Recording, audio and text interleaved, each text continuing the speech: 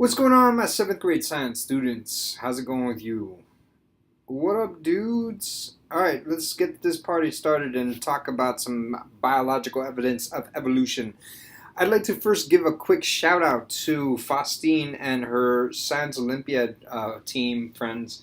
We went this Saturday and we did really well. The kids worked so hard, and I'm so proud of them. And that's all I really have to say about that. They built a bridge. We fired a ping pong ball launcher. No, we didn't actually win any medals, though. The competition was tough. Yeah, it's a bummer. It's always a bummer to like work so hard and not win any medals. But I told the kids, hey man, it's not about winning the medals. It's about doing the science. But you know, next time, next year, maybe we'll have some of you guys join us for next year, and you guys can actually help us do even better.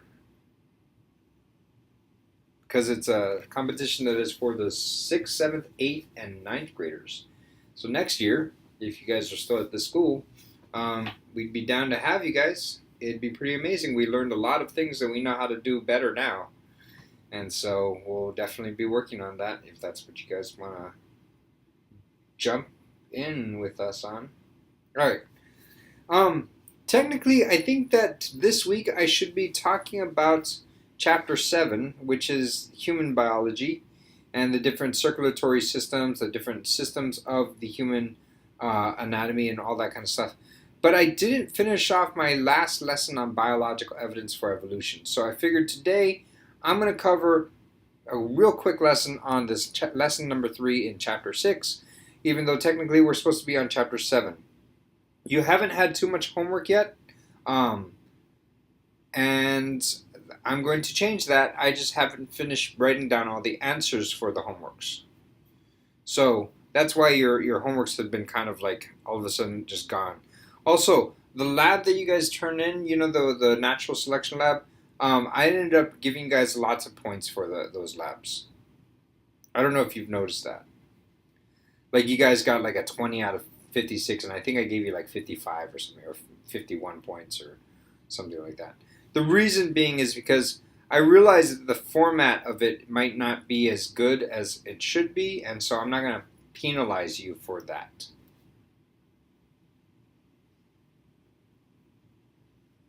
The ones without due dates, I will check up on the ones that have no due dates. You want to do them anyway. Usually, what that means is, um, oh, I better go and double check that. Yeah, I better go check the one that didn't have a due date. Yeah, I'll go look at that again. Okay. All right. Biological evolution evidence of evolution. So, here's what we're talking about.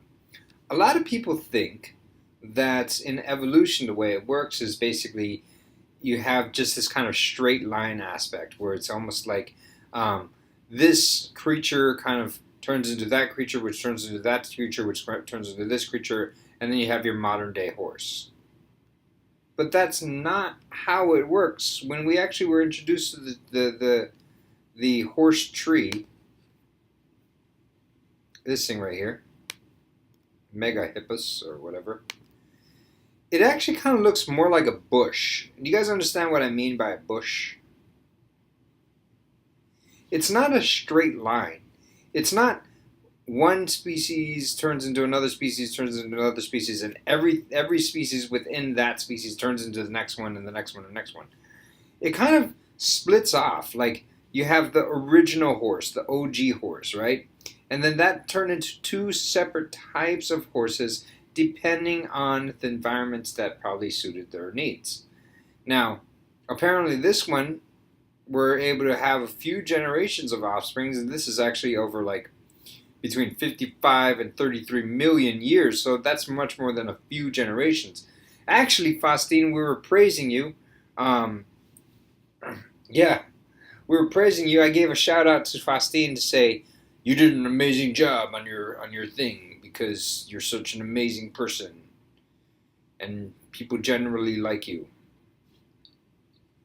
Yeah, good job, Faustine. I'm proud of you. Okay. So the way the evolution works is basically this species over here kind of gave birth to two separate kinds of things, and then this one kind of went along, but it didn't finish. Maybe because it just wasn't able to compete with this other size of the horses, other types of horses. So it died off. That branch ends, and there are none of these species of horses anymore. But then, like this one comes and it's kind of got two crossroads that it goes, and then this one comes on this side, and it just doesn't really do very good. Mesohippus. The Myohippus apparently did much better. So, maybe this is around where humans come in, and then they say, well, at this point, we're going to start breeding these horses. I don't like the short ones. What I'm going to do is, at this point, I own these horses. I'm only going to let the ones that are big and skinny and fast to breed. And these short, stubby ones, well, they don't get to breed. They don't get to create a second generation. Because they're short and stubby, and I don't want any short and stubby horses anymore. So then this branch kind of goes on. And so part of it goes off into a straight line, but it's kind of more like a bush with a bunch of different branches. And the longest branch, going from maybe the root all the way up to the tip, is where we have our present-day, modern-day horses. Or is it horse size, since it's two of them? I don't know. Anyway, horsies. Does that make sense?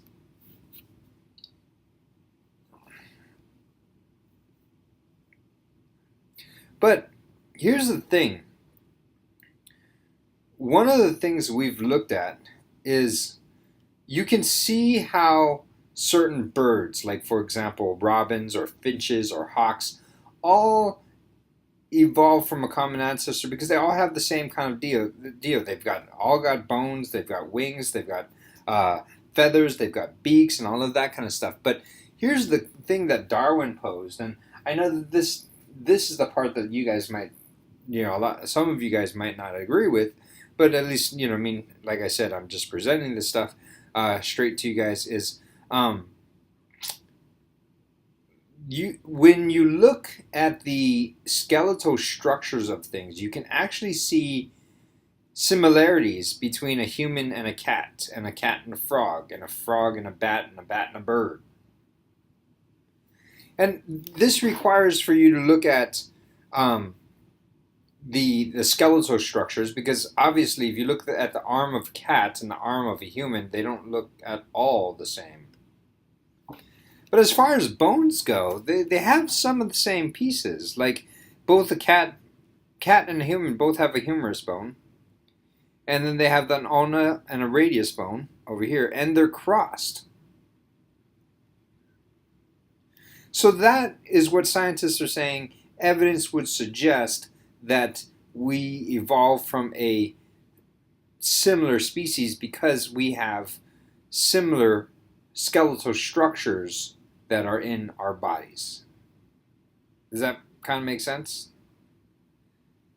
So you weren't necessarily a monkey's uncle. Maybe you were a cat's great uncle, or maybe a cat was your great uncle. I don't know, according to what this is saying. And that's not that crazy, or at least you can judge on your own exactly how crazy it is. But anyway, the study of this is called homologous structures. Homologous structures. Now, when we talked about homogeneous solutions versus heterogeneous solutions, do you guys remember when we talked about that? Or homogeneous genes versus heterogeneous genes? Do you remember when we talked about that? Okay. What does homo mean? When we're talking about genes, at least.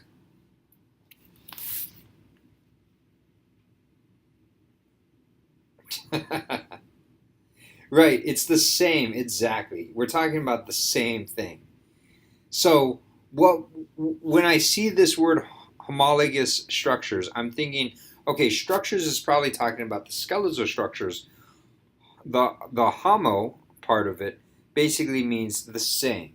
So homologous structures means I'm talking about structures that are very similar to each other. Does that kind of make sense to you?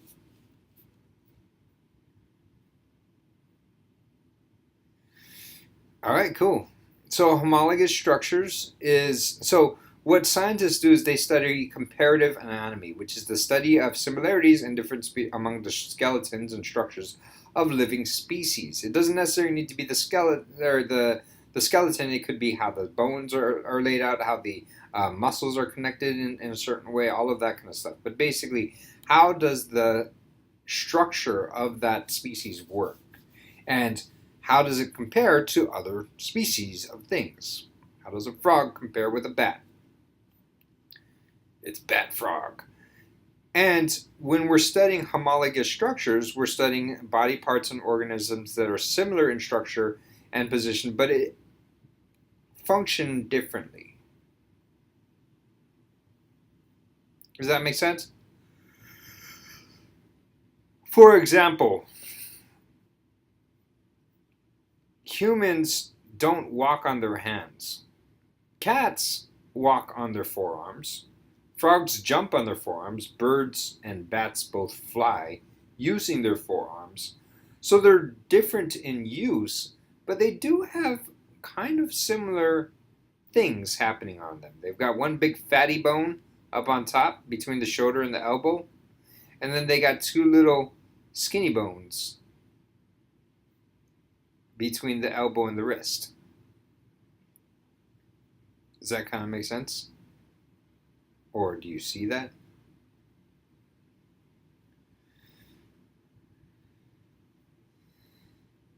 Specimens, yes, that's a word, and I guess we can talk about specimen. All right, analogous structures. So analogous structure is it's kind of like they perform similar functions but differ in structure. When you talk about an analogy, you're talking about something that is kind of related to something else, you know? So an analogous structure is basically similar structures, but they're a little bit different from each other. For example, the wing of a bird versus the wing of a fly. Now, the wing of a bird bends, and it actually doesn't have any hair, it has feathers. Whereas a fly actually has small little tiny hairs, but they're both used to fly.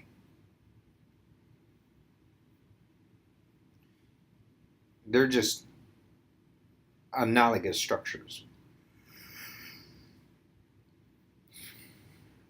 All right, vestigial structures. What is a vestigial structure? Okay. A vestigial structure would be like, I kind of want to say a penguin's wings. But I'm not sure if that's completely true. Um, the reason why I say penguin's wings is because penguins have wings, right? A penguin is a bird. It has wings. But penguins don't fly. I mean, the whole movie about Happy Feet 2 was basically penguins don't fly. So that is what we call a vestigial structure, where I'm sure maybe once upon a time penguins used to fly. But then they end up getting like they didn't really need to fly when they were fishing inside the water. In fact, those feathers were kind of a big pain in the butt because all it did was cause drag when they wanted to swim around and catch some fish. So what they ended up doing was basically losing their ability to fly, and then you figure that after a while they would lose their wings, right? They would just be like, well, if we're not even going to have wings, I mean, if we don't need wings, then uh, then we're not even, why even have them? And I think that what happens is in order to basically take away their wings, they would have to go through, it would require a lot of complicated stuff to happen. And so it's easier just to keep having penguins with wings, but not have the penguins use them. Does that kind of make sense? Yes, Isabella, I've heard that too, as well. But I was wondering if you guys understand the vestigial structures. Like, here's another example, okay? Whales. Whales actually have pelvic bones. You have pelvic bones. Why do you have a pelvic bone?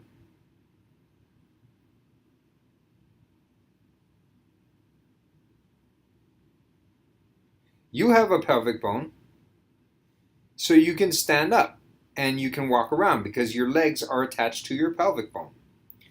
But oddly enough, whales also have pelvic bones. Whales don't stand, they don't walk, they are whales. They swim, right? They don't even have back legs. And their tail is not connected to the pelvic bone. The tail is connected to the spine all the way through. That's for swimming. The pelvic bone is specifically used for animals that have legs, and the legs attached to the pelvic bone, and then the animal can walk around. Well, what scientists are saying is, well, here's one piece of evidence that would kind of convince people that evolution is a thing. It's because whales probably evolved from some kind of mammal that did walk 50 to 40 million years ago. There was a mammal that breathed air and walked clumsily on land. But since it was so darn huge, it probably spent most of its time in the water. The problem is, when it's spending most of its time in the water, it found that it's like, I don't need these back legs. So each successive generation grew shorter and shorter back legs and longer front or forearms. Those longer and longer forearms turned into flippers, and then the back legs basically came no more. Does that make sense to you? So I think there's that movie with, what is it, the Croods, Meet the Croods? And the whales are walking around on land. I think that was kind of a shout out to that idea. But, I mean, like, one would ask, well, why does a whale still have a pelvic bone? Well, you can say, well, that's a vestigial structure that it was left over from when whales used to walk. But they don't walk anymore, so they still have a pelvic bone because it would take a lot of crazy genetics for each successive generation to delete these the pelvic bone. But then what they do is they can go in and but they so that it's kind of like the penguin's wings. They're like, well, we can still make whales with pelvic bones, and it's they just won't be using them. They're left over. Does that make sense? Okay. Some scientists like to point, as far as pointing to evidence for evolution, they like to point to the developmental biology. For example, they notice that all of these things, and I don't want to butcher this, but all of these different types of specimens have these things called phalangeal pouches. Pharyngeal pouches. So basically, a human has a pharyngeal pouch. A bird has these pharyngeal pouches. It's these little nubby things that are coming off of the body. And what these nubby things turn into is they turn into features on the specimen's face or neck. So this is kind of an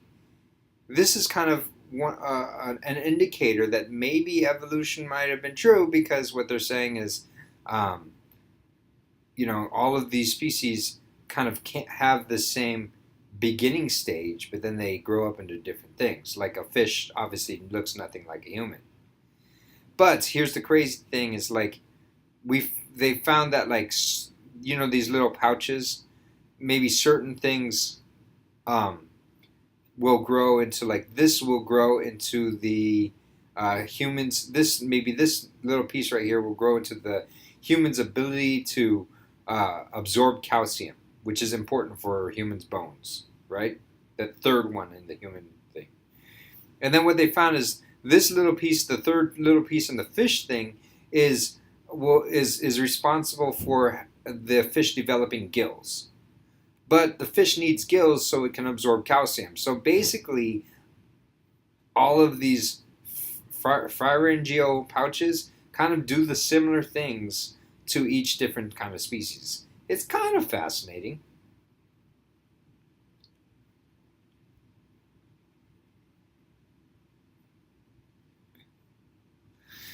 So, a lot of things that we study now is not just, like developmental biology, but we study biology at the molecular level.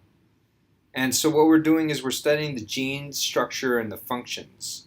And there are some DNA sequences where we can use to say, I can see now how the whales and the hippopotamuses and the other mammals and the even-toed hoofed mammals are all kind of related by looking at their DNA structures.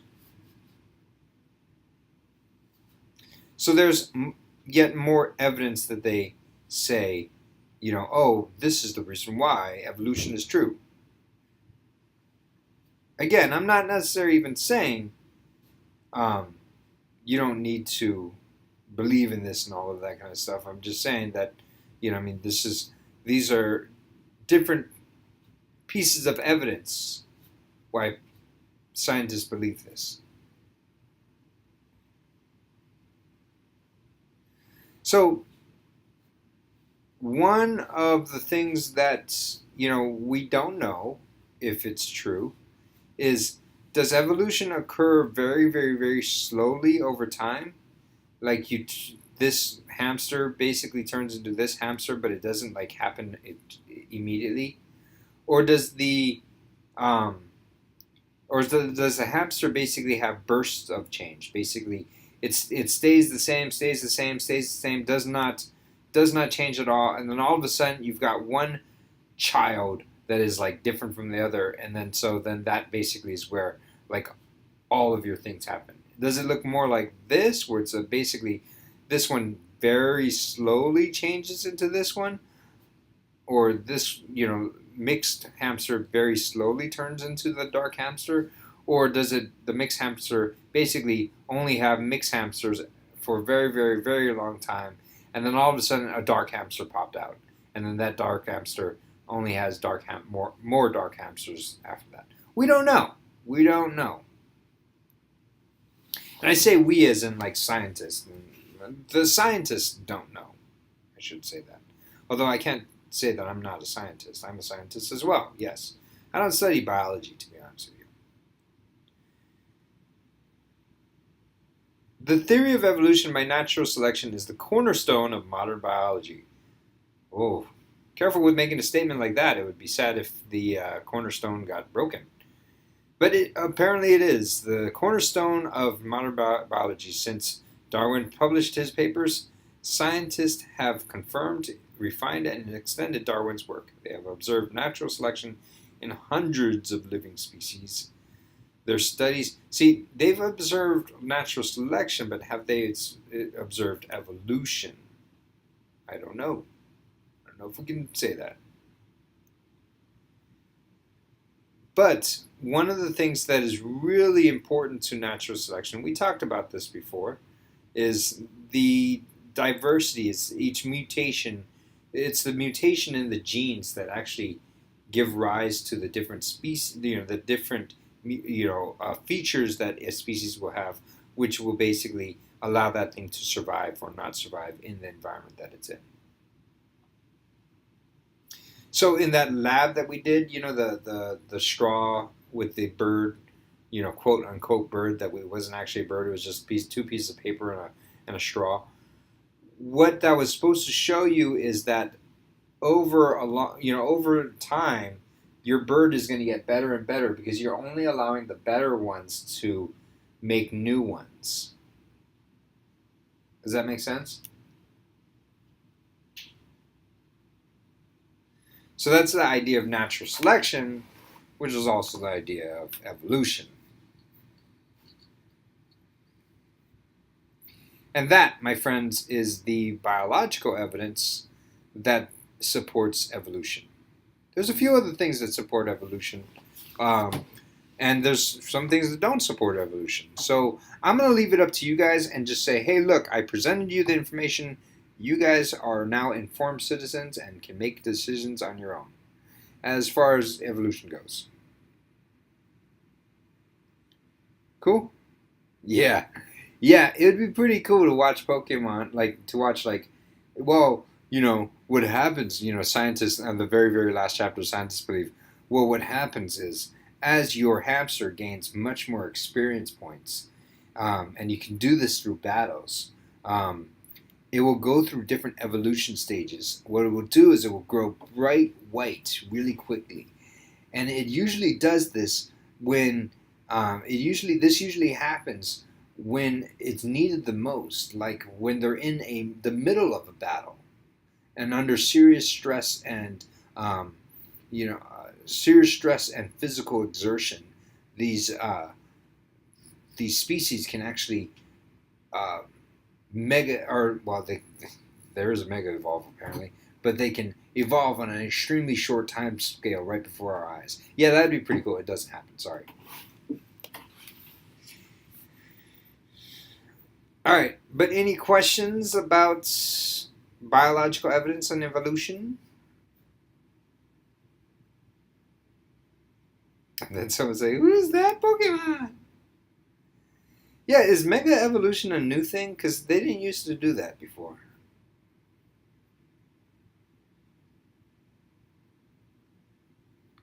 Oh, okay. Mega Evolve. Yeah, well, that's in Pokemon, and that's not real. But I finished with Chapter 6. I will not be talking to you guys about evolution anymore. At this point, I'm going to be moving on, and we're talking about Chapter 7, which is the human body.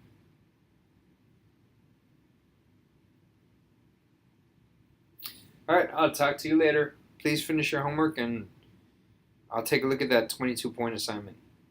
Try to make sure you guys go through and get your grade up if you need to. Okay, peace.